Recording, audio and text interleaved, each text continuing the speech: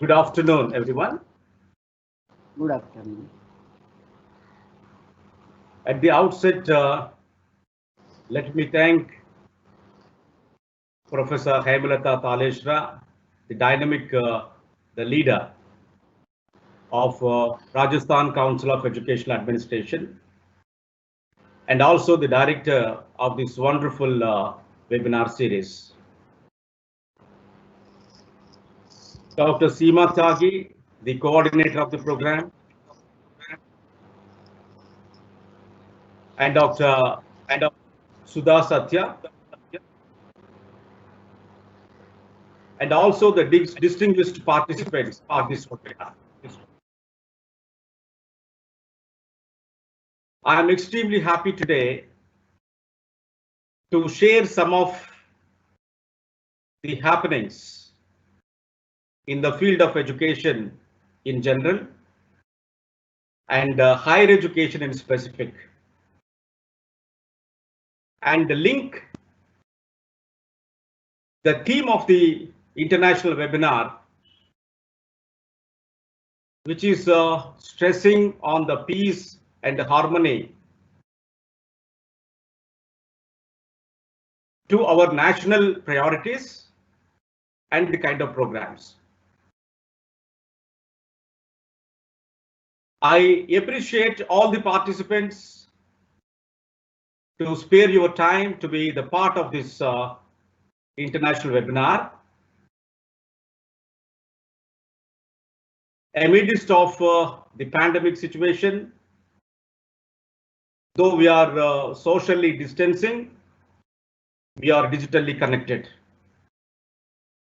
That shows the spirit of the academia and their interest to contribute to the domain of education and learning.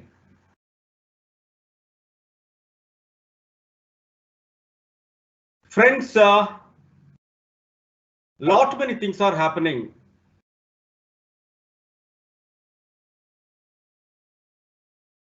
And we coin this current situation as the situation of uncertainty, disruptive. But in spite of all these things, we could really connect to the world and share our knowledge and wisdom, and to plan how to cope up with the situations that we are currently facing on. Friends, peace is a very, very important aspect of life. Several people discussed about the essence of peace. In fact, peace is the fragrance of human life. If we cannot have peace within ourselves, we cannot really promote peace in our fields, in our societies, in our communities. Therefore, we need to focus about how this peace and harmony, which are the ultimate goals of any education system, need to be nurtured, need to be promoted, and need to be attained through our educational process. Friend, I was actually looking into certain literature about peace. And if you see the UNESCO preamblum, is one of the peace making organization, international peacemaking organization, working for education, culture. If you read that, it says so clearly, since war begins in the minds of man, it is in the minds of men that the defense of peace must be constructed. If you see the UNESCO's preamblum, it clearly says If the war begins in the minds of people, the defense of war and the creation of peace has to begin in the minds of people as well. That gives a kind of instruction, a reminder, a note to all of us working in the field of education, that how to train the mind, thereby the mind tuned towards the peace and harmony, the peace within and the peace without. Therefore, we have a lot of responsibilities, whether you work in school education or you work in higher education. Every individual has a responsibility to realize the need of peace and to exercise it through our actions, the way that we can really in our organizations. Friends, another significant thing is we are talking about leadership in education. So here the leadership is not a position that you are talking about. Leadership in education is necessarily be a passionate action. It is an act of inspiration. It has very little to do with the position which people acquire through their institutional hierarchies. So the moment you talk about leadership in education, you mean it is the leadership for academic activities that ultimately promote the learning, that ultimately result in people's sharpening the mind, and we can see the impact on the society which is harmonious and peaceful. And if you talk about the peace and the responsibility of higher education, we really need to focus about the kind of learning that usually takes place in higher education, and that results into the acceptance of peace and the promotion of peace through the activities of everyone associated to higher education. Friends, when we talk about higher education, we basically talk about three important things. One is teaching, the other one is research, and the other one is the extension activities, which talk about the community outreach. So the knowledge, skills, attitudes, and habits, which are very, very essential to train the mind, and that is through the kind of what you call inspiring teaching at higher education. And the second important component is the research component, which is need-based, which has a basic focus on human well-being.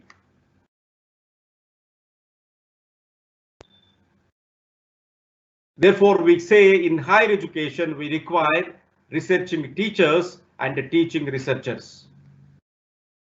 They cannot be seen in two different entities, but they need to be integrated.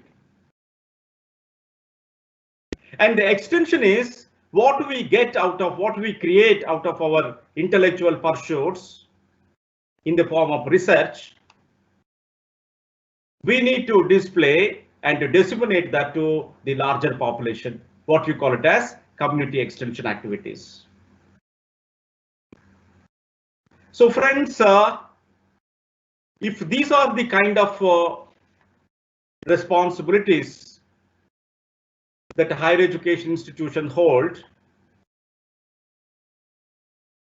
and every government, every nation in the world come out with their perspective plans to improve the quality of teaching, quality of research, and quality of community outreach, social responsibility activities in higher education.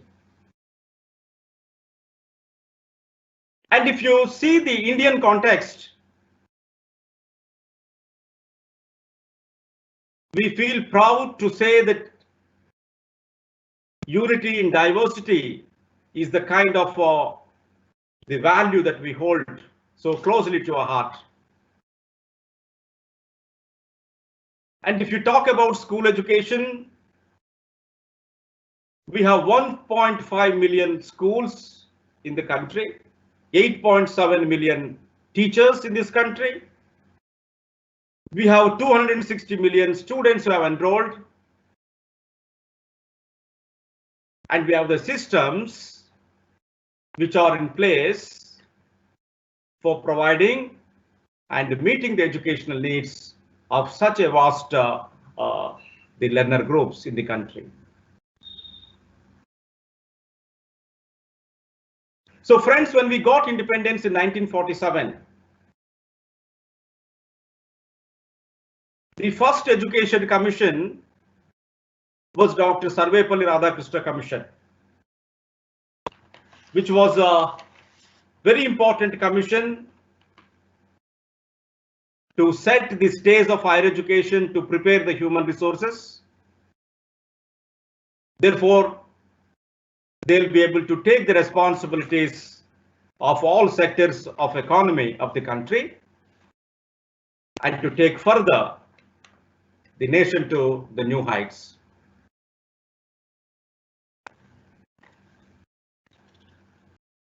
And after these commissions, we have Mudaliar Commission, 1954.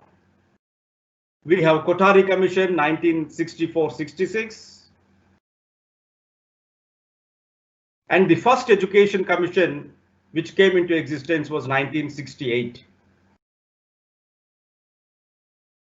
What I mean to say is the thorough planning, reflection, understanding was put in to formulate a policy which is more of indigenous and to elevate the system to offer quality education to people. Thereby, the human resources will be developed to take the responsibility to lead this country ahead. Friend, the second education policy was in 1986, which was also a landmark, recommended several aspects of educational development. And after 34 years, we have seen the National Education Policy 2020 was passed in the Parliament in July.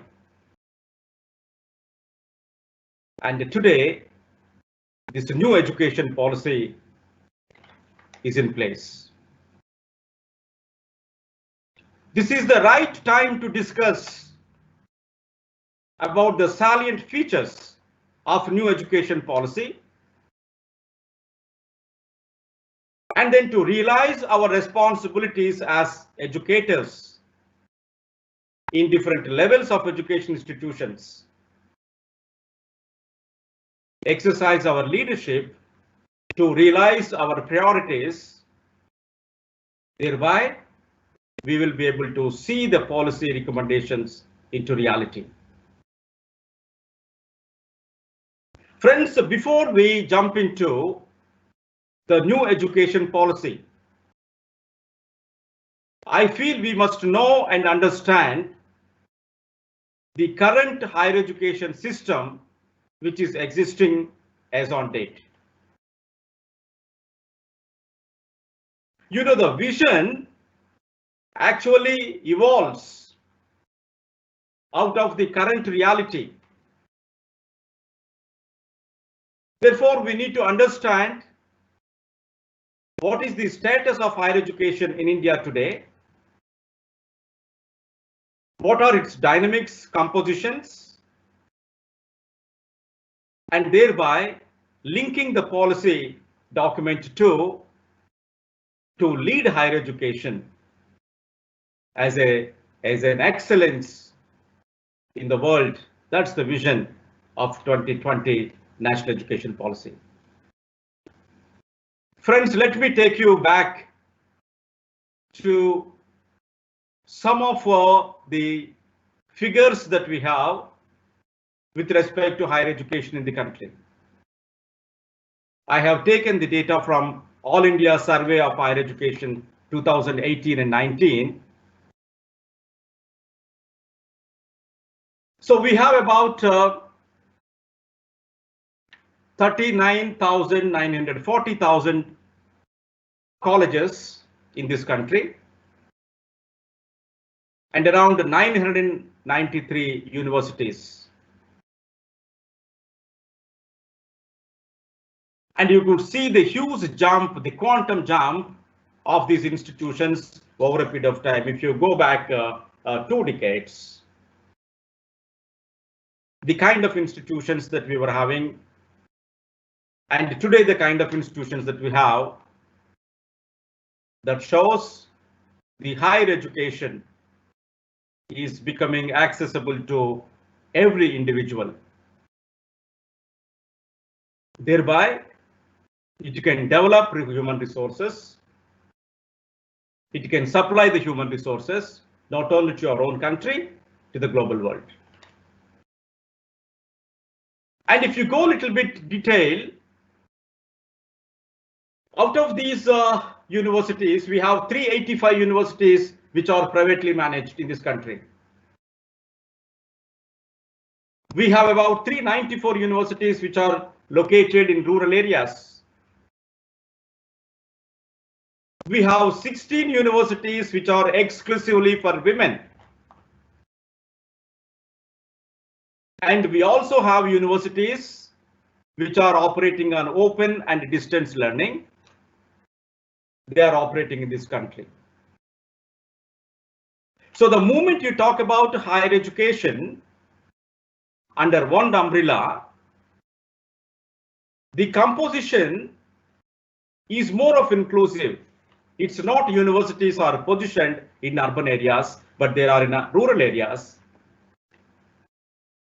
There are exclusive universities for women in this country. Those who cannot afford time to reach to universities in a traditional conventional universities, they can also continue their learning through open and distance learning. So friends, such a large institutional mechanism that we have in this country. So I also feel we should know a little bit more about our programs, what we offer, and also the kind of the program intake that's happening in this country. When you talk about colleges, there are 548 general, 142 technical, 63 agriculture. We have medical, law, Sanskrit. We have a subject-dominated institutions of higher learning in this country.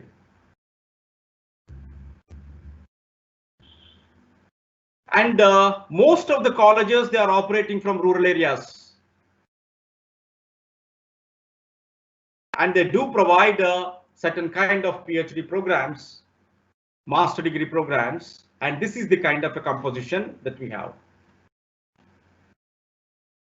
What I mean to stress here is when you talk about higher education, most of the undergraduate programs are offered in the colleges,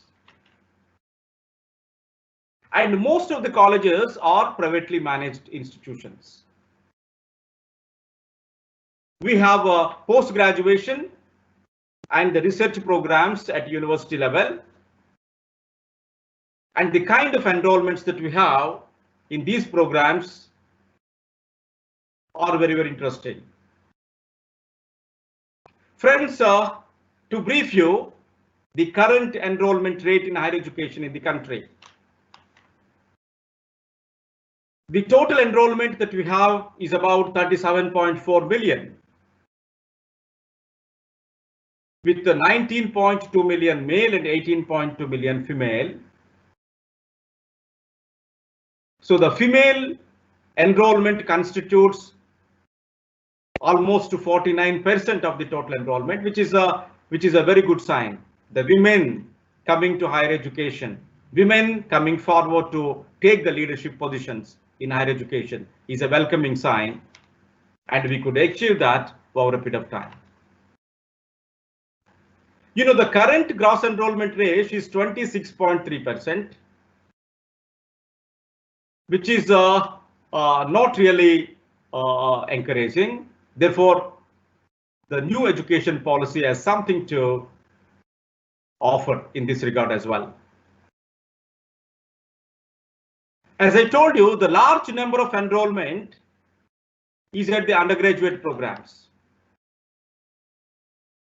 But if you see the PhD programs, it is less than 1%, 0.5% around the people have enrolled into PhD programs.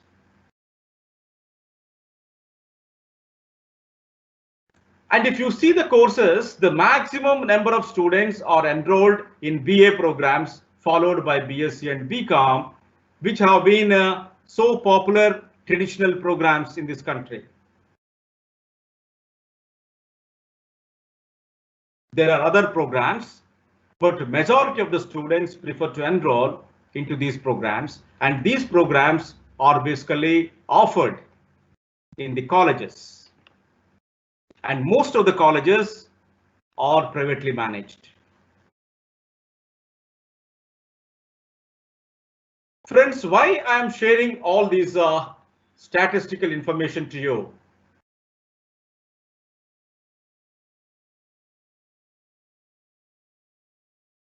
Is to apprise that if you want to bring a qualitative change in this country, in higher education, the kind of leadership which is required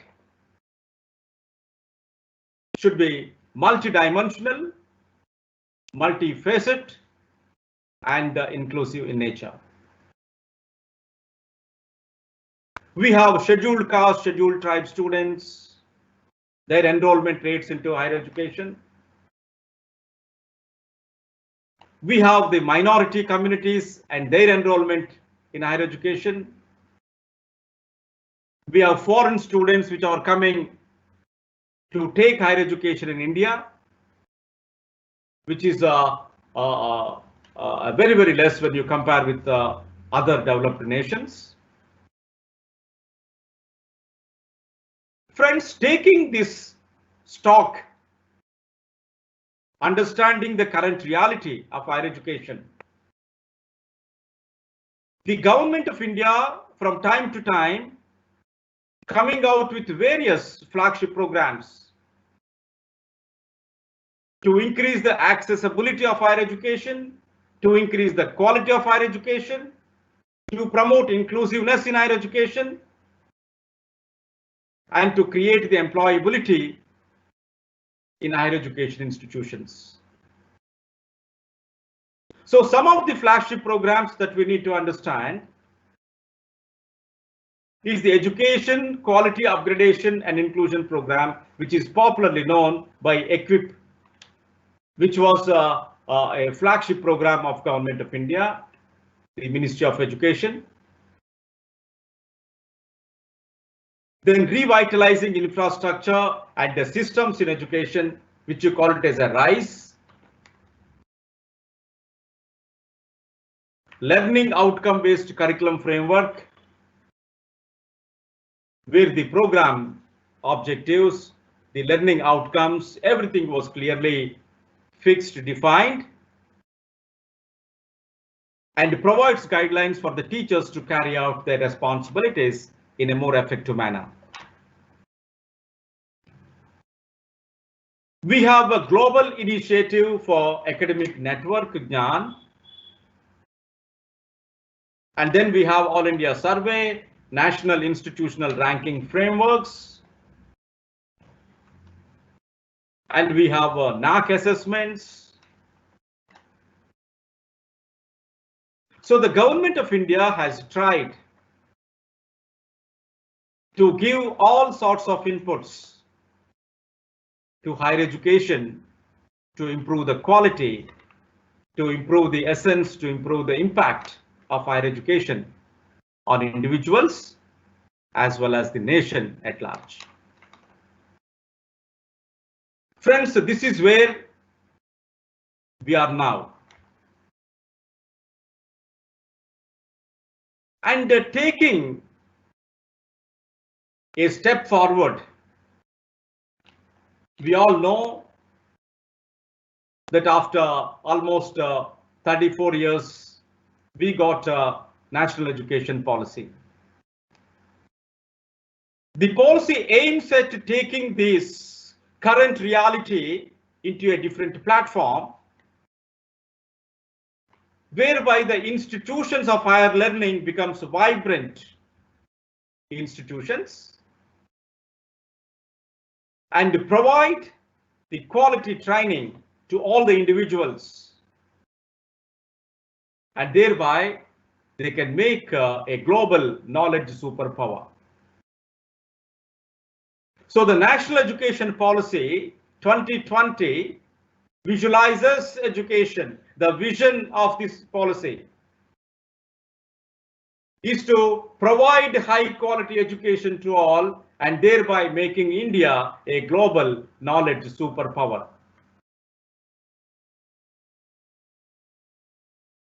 And the policy also envisages the education system must develop the deep sense of respect towards the fundamental duties and constitutional values. And every learner in the education system should be consciously aware of one's roles and responsibilities in changing the world.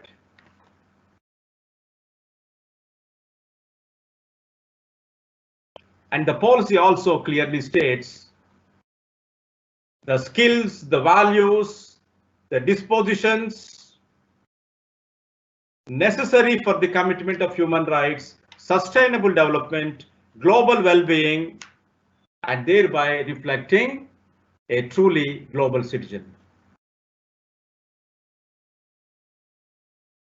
Friends, the policy vision has given a clear direction. Now, if you want to make this policy into an effective program, what is required, the leadership which is required at every level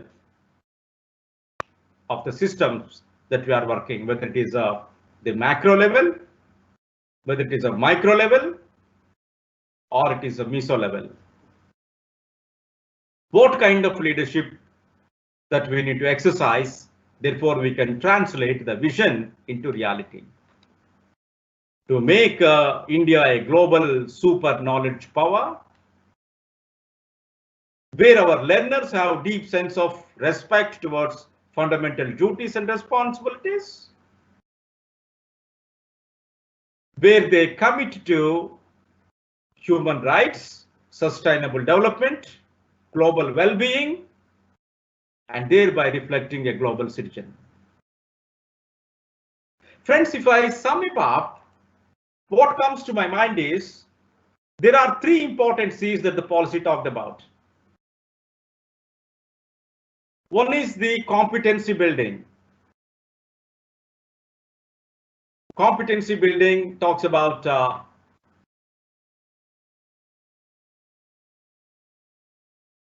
not really the memory, rote memory that you are talking about, but the policy deals with the core competencies which are required for individuals to exercise their responsibilities in the society. They talk about 21st century skills. We want our graduates good in communication, creative thinking, collaboration, and creativity. Therefore, the higher order thinking skills need to be developed through various programs that we offer in higher education. Why? Because these competencies are very much essential to create a knowledge-based society.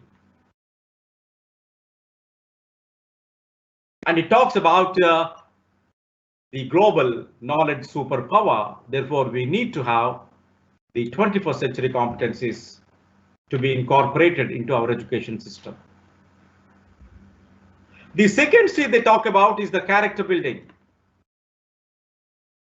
Indian culture, values, holistic development, and thereby the students in higher education, when they come out of the system, there should be a personal transformation, which is a very, very important thing.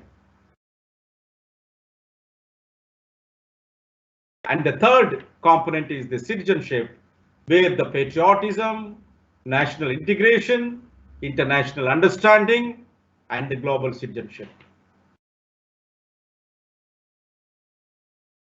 Friends, all efforts are in place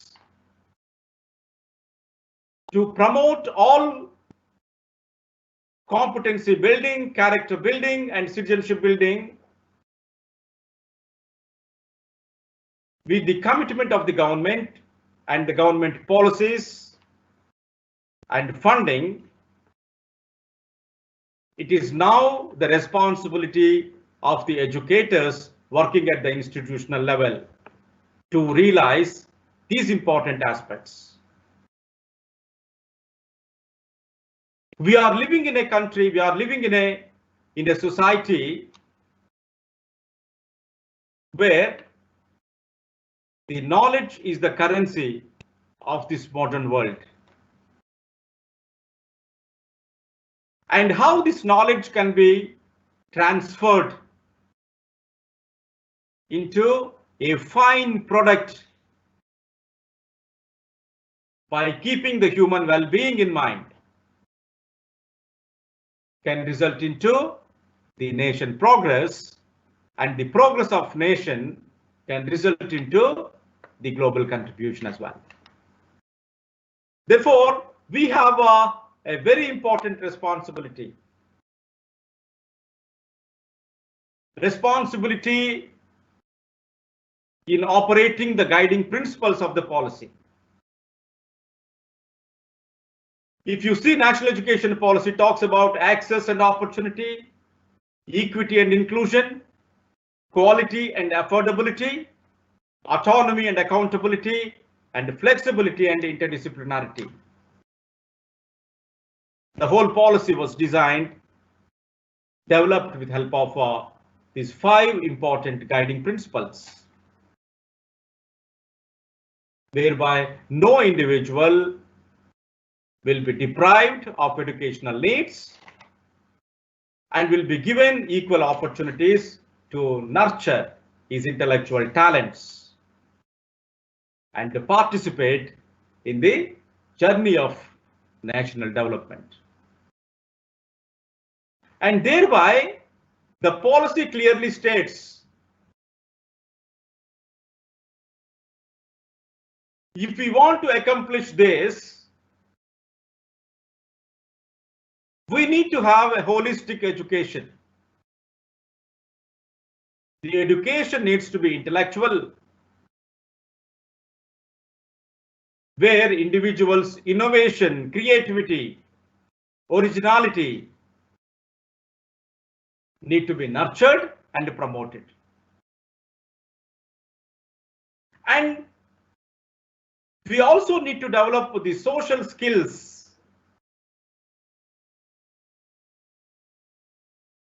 among our students, thereby they will become the peace builders, peace promoters, and nurture that homogeneity and welfare society that you are talking about. So we need to nurture the emotional quotient of individuals, spiritual quotient of individuals, and the physical development of individuals. Therefore, the education that was visualized in the National Education Policy 2020 is holistic in nature. It talks about intellectual, social, emotional, spiritual, and physical dimensions of education. So in order to make it these visions into reality, the national policy also recommended for certain structural changes which are required in the higher education system today. Friends, most of you must be knowing that the vision and the architecture of higher learning is envisaged not as a small university, small institutional setup, but it has been envisaged with a large, well-resourced, vibrant, multidisciplinary institutions. It cannot be a small institutional university mechanisms where the number of students are less, but you develop a community of learning in the higher education. Therefore, every university needs to be well-resourced, vibrant, multidisciplinary, comprehensive, large.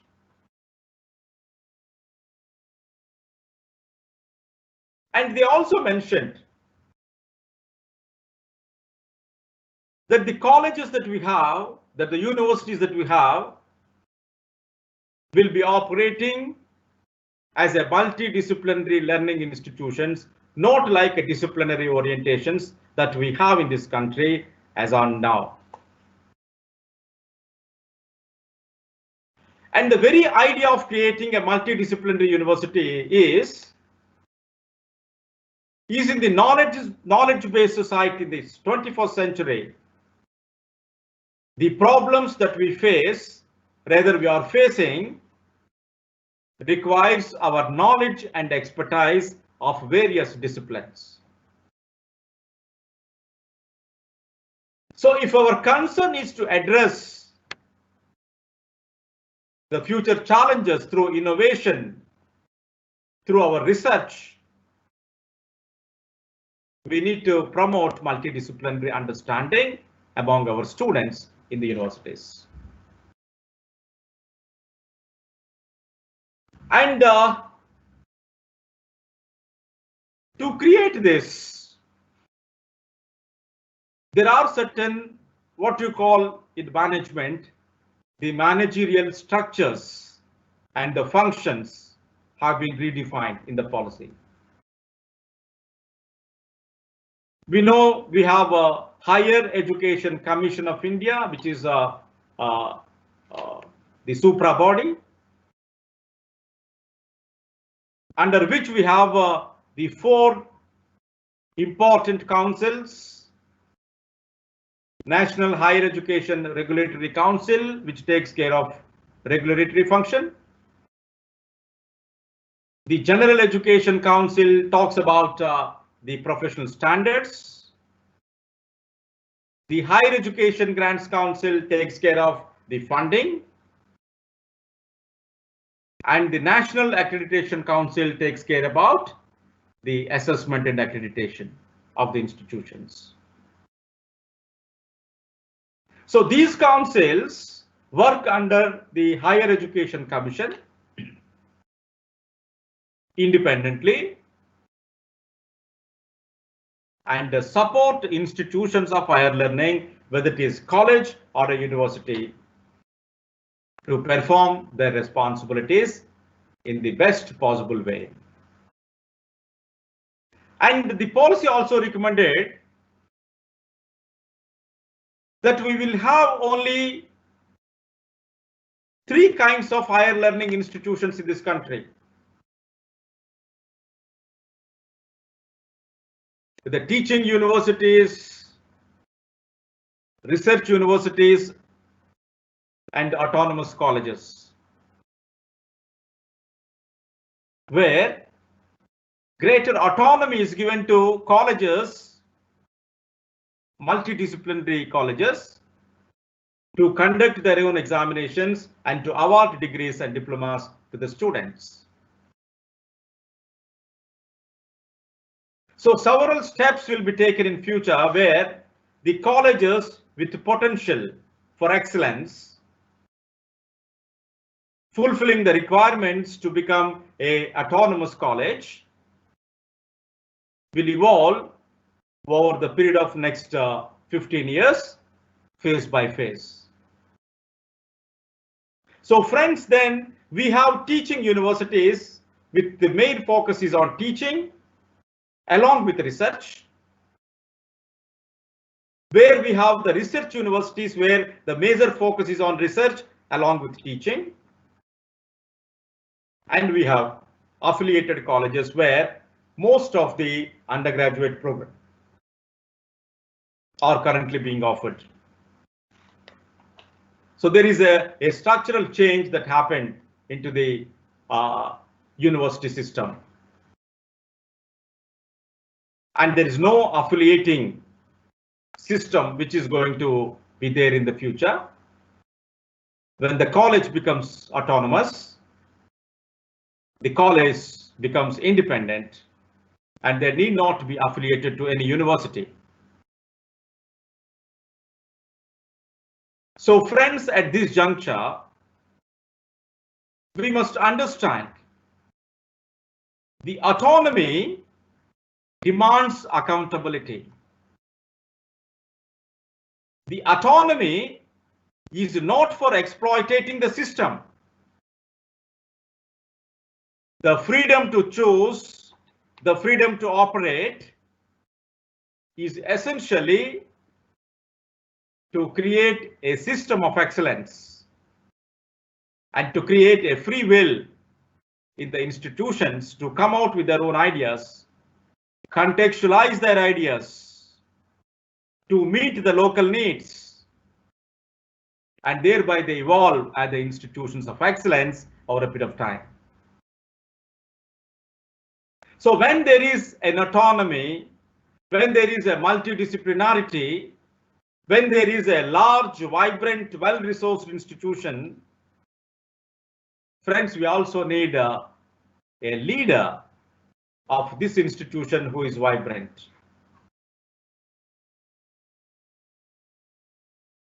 Therefore, what kind of leadership styles, what kind of leadership functions a person needs to exercise in the context of Education Policy 2020 is a very important point for discussion, which I'll be taking care in the later part of my presentation.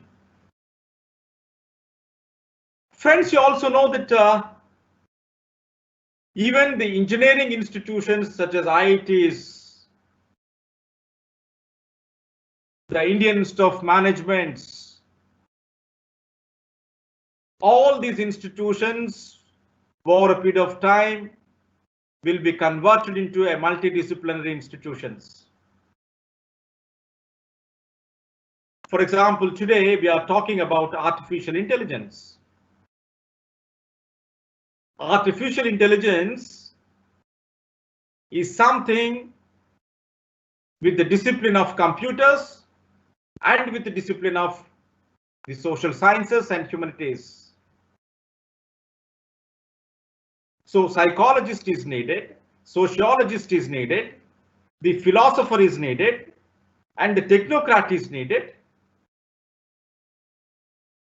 Therefore, we need to come out with a composite model, a comprehensive and composite model of the education system in the national education policy that we talk about.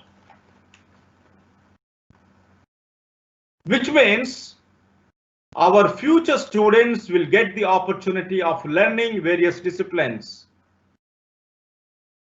having the fine blend of the knowledge resources,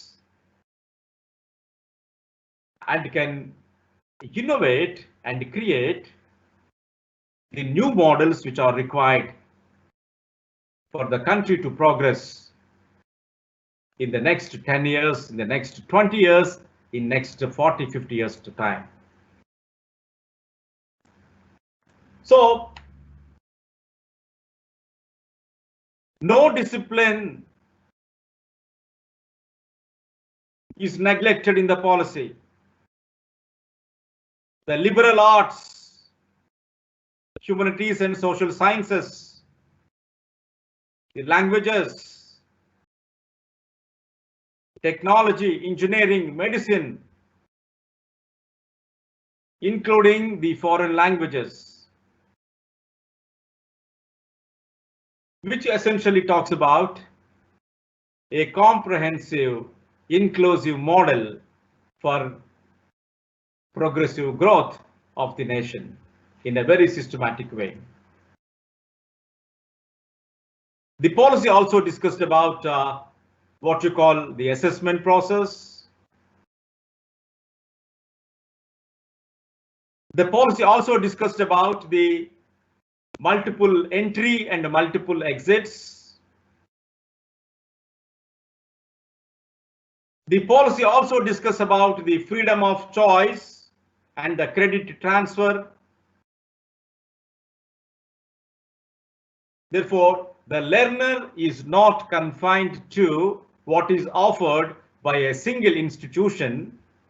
Rather, he has the freedom to choose the kind of programs that are happening elsewhere and bring it and count it to your academic credentials. Friends, for me, if I read the policy again and again, it is the paradigm shift which is envisaged in the educational policy. It talks about the research, National Research Foundation. It talks about establishment of institutions like MIRU, Multidisciplinary Education and Research Universities. It also talks about the faculty development. It also talks about the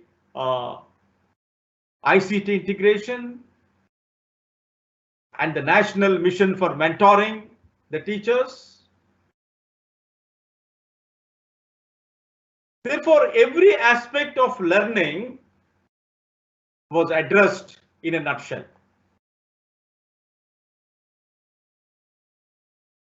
Friends, now, once we know this,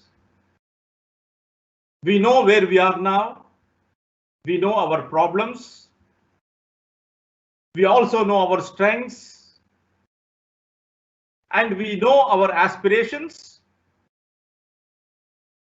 I call them as our milestones. And what is required at this juncture is to understand the leadership of the institutions.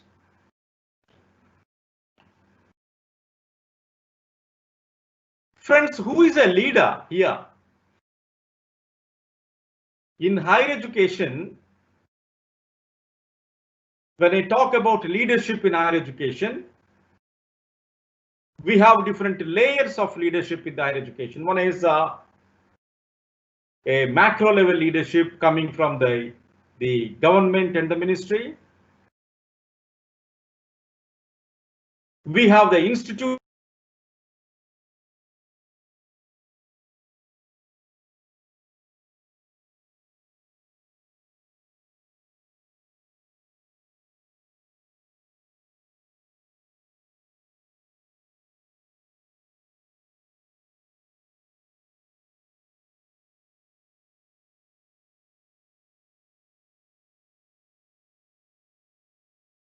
The vice chancellors, the teachers,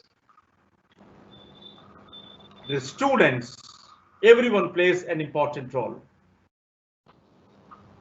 Therefore, when I talk about higher educational leadership, it is a collaborative leadership. And the person who holds the responsibility need to exercise a transformational leadership style. So when you want to have a collaborative leadership, we need to go away with our positional power. And the moment we go away with positional power, we try to exercise our charismatic power through our actions, through our thinking, and through our plans and procedures. Therefore, the leadership which is essential to convert the National Education Policy 2020 into reality, we need an envisioning leadership at the institutional level who can energize people, inspire people, and then enable them to perform. Give them freedom, give them direction, and give them motivation to pursue innovative actions in the institution. And that will result into the development of an institution, and certainly we will be able to realize the NEP recommendations. So what we should do at the institutional level to realize the recommendations made by the National Education Policy, the leadership at the institutional level should actively participate in a democratic processes in order to develop a citizenry at local, national, and global level, and to contribute towards the social transformation, the building of trust, transitional justice, and reconciliation, which is a very, very important thing. You know, we have the responsibility of creating the social capital in our institutions. The social capital is an essential indicator of the sustenance of peace and harmony. So build social capital based on trust, cooperation, networking, volunteerism, and the participation of students and their teachers in a social processes. We have a criticism by the general public. People say that we are in ivory towers, and higher educations think high, but their response to local situations are absolutely negligible. Therefore, friends, the leadership at higher education institutions, whether you hold a positional power or you hold a professional power, a charismatic power as a teacher, we must aim in developing social capital to build the trust, cooperation, networking, volunteerism, and encourage people to participate in the social processes. What I call it as the social responsibility of university systems today. Therefore, the leaders in the universities must define and implement programs that enhance civic engagement, social responsibility, and a culture of peace in the organizations. Friends, the time has come that we need to deliberately integrate these components in our academic programs and make it happen through our systematic leadership and mentoring in our institutional levels. And the leaders need to build institutional frameworks to support students, teachers, and the non-governmental sector to encourage, recognize, and value good examples, and disseminate information about good practices of cooperation between civil societies and higher education institutions. When I said that higher education institutions are working in ivory towers, what I mean that their approach to knowledge generation somehow not linked to the social aspects of the knowledge demands. Therefore, connecting university to society, engaging students and the teachers to address the social needs and social demands, and creating a culture of collaboration, acceptance, peace and trust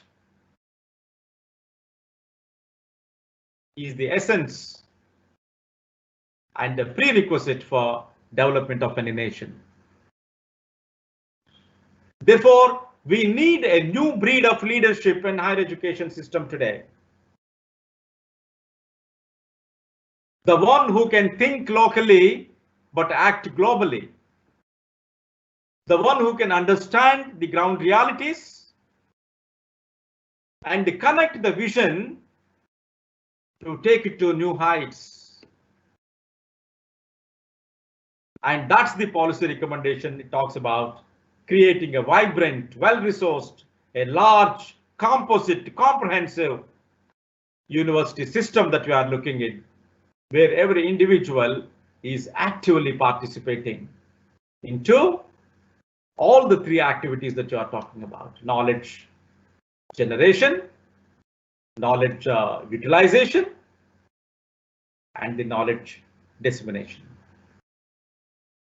Friends, the leadership at higher education must provide education and knowledge that is depoliticized, de-idealized, de-ethnicized, and promote a culture of reflection and engagement of both teachers and students, which is very, very important in the modern world, in the post-modern societies that we are living in. We need to deconstruct many of the myths that we have in our mind, and universities should play a very important role in creating such environment where the individuals pursue knowledge and wisdom continuously without any prejudice. And another important thing that university leaders need to do is to build partnership between higher education institutions and non-governmental sector, so as to contribute through networking to the development of individuals, groups, communities, based on exchange of know-how, skills and experiences. So friends, we really need to collaborate and cooperate with the other stakeholders in higher education system. And such cooperation can really build a kind of environment for our learners to think out of the box. So to think out of the box, they really need to have a kind of an exposure. And through the exposure, they will be able to understand what actually they mean by the learning in higher education.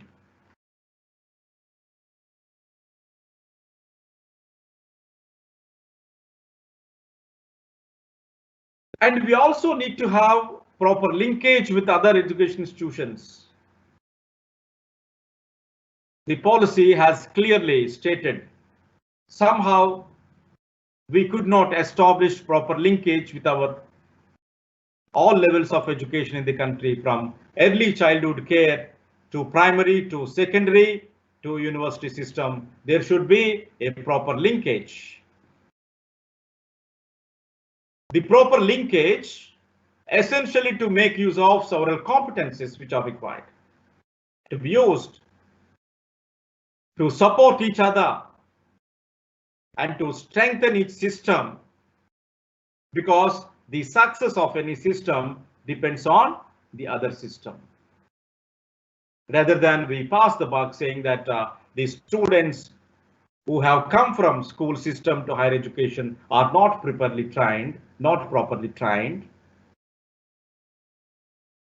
or rather we talk about the foundations were not properly given, therefore the students are not able to do well in higher education. So such kind of a unhealthy what you call comments can be minimized, and there can be collaboration between all levels of education in terms of the resource mobilization, resource sharing, and the competency building of every individuals working in these institutions. So friends, what actually leaders need to exercise? So I have the 5 important principles. When I talk about leadership in higher education, I call it as leadership for learning. And this learning is not learning of the students alone, but the learning of every individual working in the higher education system. So the first one is leadership for learning to be courageous in promoting innovation. Friends, we don't need leaders who are the gatekeepers for education today. I'm sure that you understand the meaning of gatekeeper. We don't want leaders to maintain the status quo, because universities are vibrant, universities are knowledge communities. We need leadership which is courageous for promoting innovation and change. And for innovation and change, there are 3 important essential ingredients which are required.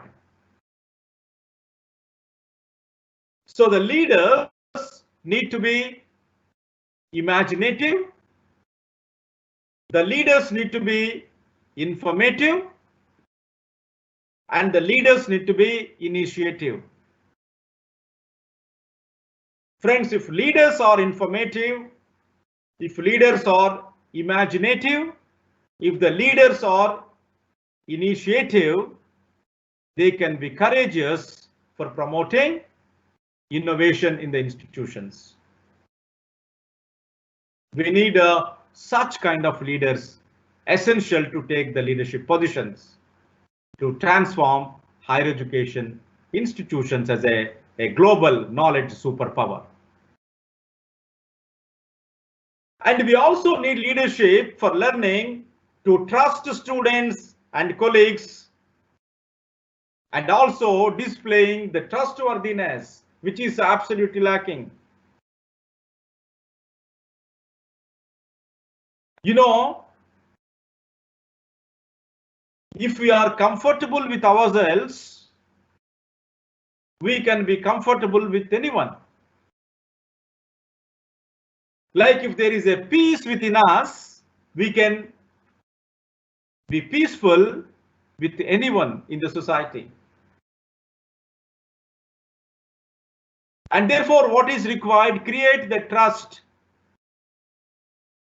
Create that kind of what you call a team, a trustworthy team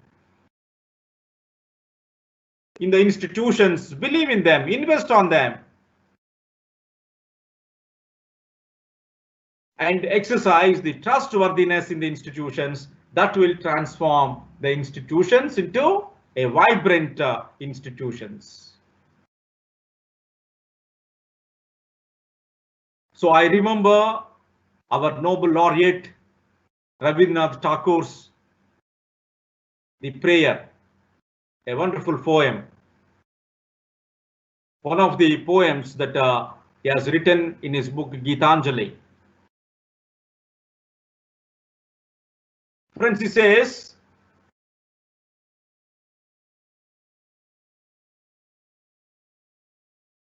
where the mind is without fear and head is held high. Where the mind is without fear, head is held high. Where knowledge is free, where the words come out from the depth of truth, where tireless striving stretches its arms towards perfection. Friends, he has visualized education systems, the university systems. If we want to make it vibrant, we need to create an environment where the mind is without fear and head is held high, where knowledge is free, where the world has not been broken up into the fragments by narrow domestic walls, where the words come out of the depth of truth.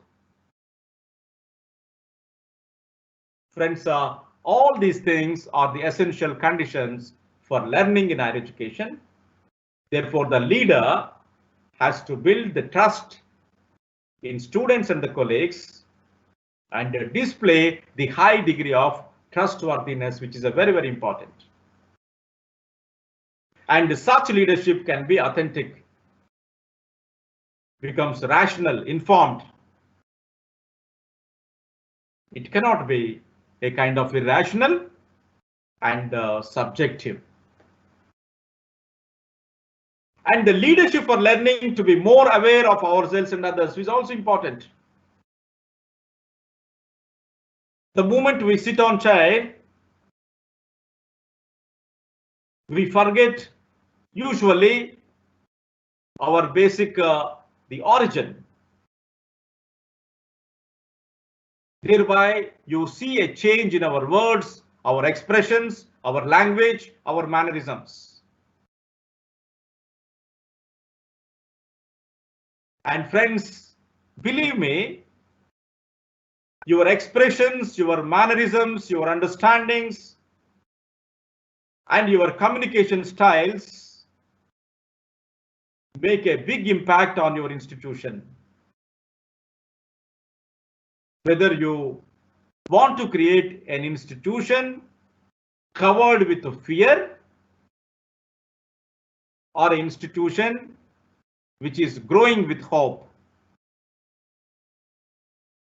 I think the leader is responsible. The leader has a role to play in converting a fear into a hope. And this requires a thorough self-understanding, the awareness. Understanding self and understanding others is a very, very important component for leadership to be effective in the organizations. And the leaders need to be reflective rather than reactive is also a very important thing. If you want to build the organizations, you need to be reflective. If you're reactive, no action through your reaction is of yours. Please remember. If you're reactive, no action of yours is of yours. So your actions were prompted by some other, therefore you reacted to it. Friends, please remember, a leadership which is reflective in nature will never react, rather gives a response. So when I talk about response, it is the outcome of your wisdom. It is the outcome of your intellectual power. It is the outcome of your culture. It is the outcome of your value systems. And it is the outcome of understanding about the consequences. Friends, that is the kind of leadership which we are actually looking for to translate the education policy 2020 into reality. So I know that we are short of time. I will end my presentation with it. And I welcome your questions, your observations, your critical observations and comments. Thereby, we will take some more time to discuss on this topic. Over to organizers, please.